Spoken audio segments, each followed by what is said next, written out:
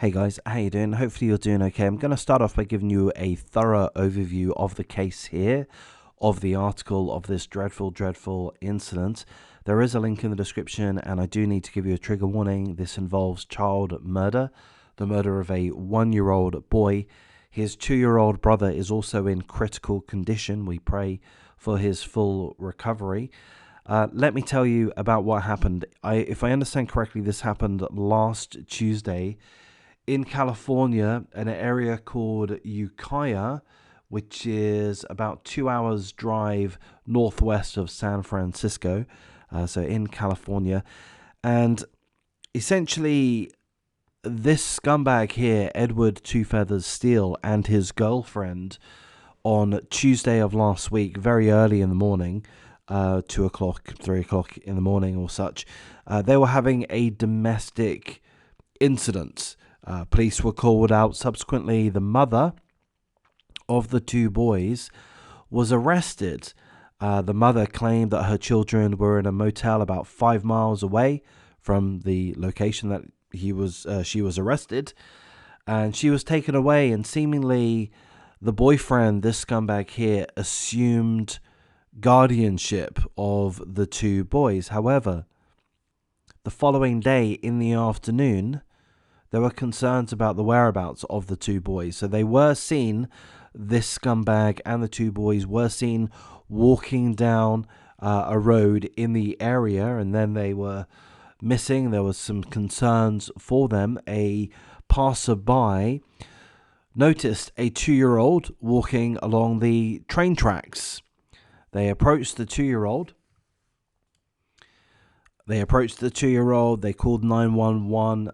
Medical responders arrived to give treatment to the 2-year-old. He was suffering from heat-related symptoms. And as authorities were there, as officers had arrived, they were searching the area, and they discovered the 2-year-old boy's younger brother, a 1-year-old boy. We don't know the boy's name, but the 1-year-old boy was deceased at the side of train tracks that they were walking down, seemingly abandoned. So there was camera footage earlier in the day of this scumbag walking with the two boys, and then seemingly he left them. The article tells us that the 2-year-old boy has been taken to hospital. He's facing a life-threatening medical emergency. We hope and pray that he pulls through. We hope and pray that he gets all of the love, care, support that he's going to need. His mother is in jail, but only on a misdemeanor. She'll be released soon. Condolences to the mother. I might go on a rant in a moment, but perhaps the more important thing to say is that he was arrested on Thursday, so the day after. It seems that the 1-year-old died on Wednesday. So he was arrested on Thursday, and he is facing a murder charge as well as a violation of post-release community supervision. So he's being held without bail. That's something that the authorities have got right. And that's pretty much all we know. So again, I'm going to say condolences to the family concerned. There's been a murder. There's been the loss of a 1-year-old boy. This is devastating for the family concerned. It's devastating for the mother. However, I must go on a mini rant. I've gone on this rant several times before, so I might as well keep it short.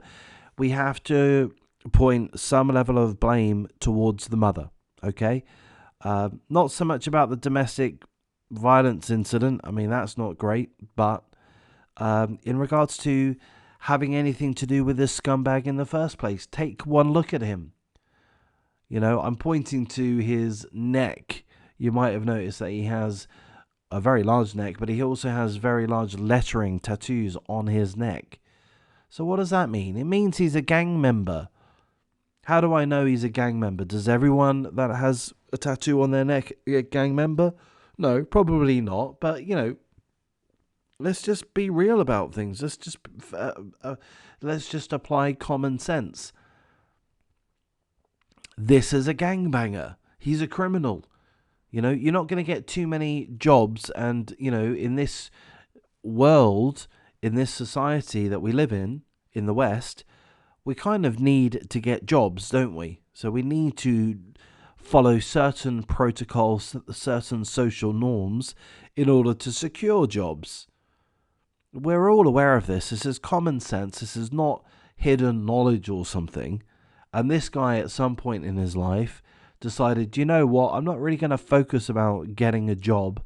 I'm going to tattoo my neck to expose my gang affiliations or present myself as a violent person. Is my interpretation subjective? Yes, sure. Could I be wrong? Yes. Am I wrong? No. The guy's a scumbag, and it's blatantly obvious. He's got it printed across his neck. Take one look at him, and you see. So again, I have to blame the mother.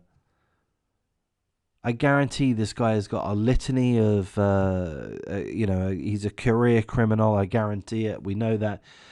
He was violating post-release community supervision. We know, seemingly, that allegedly, he's abandoned these two children, and in so doing, it's led to the death of the 1-year-old. Could have been the death of the both of them. This is an utter scumbag. The mother must have known. You know, she shouldn't have gotten involved with this guy in the first place. Now, seemingly, the mother's no angel herself. She's in jail, or she was in jail, due to a domestic violence incident. She's no angel. Maybe they're as bad as each other, I don't know. Maybe they're both gangbangers. I guess that's the obvious thing here, isn't it? That probably is it. But, if we assume for a moment that that isn't it, we have to point some level of blame to the mother, to the woman, for getting involved with this guy, for staying with this guy, for exposing her two children to this scumbag. And, by the way, this scumbag's friends, this scumbag's enemies. The mother failed her two children. Condolences to her, I say in a throwaway manner. But she is to blame. Not fully, of course. This scumbag's fully to blame.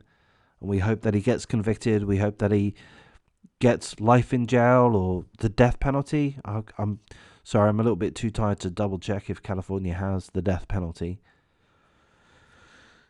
But the mother does need to accept some of the blame too. I'm going to wrap things up here, guys. If I've done a half decent job, perhaps I haven't, I'm a little bit tired, then please do like, comment, subscribe, and take care.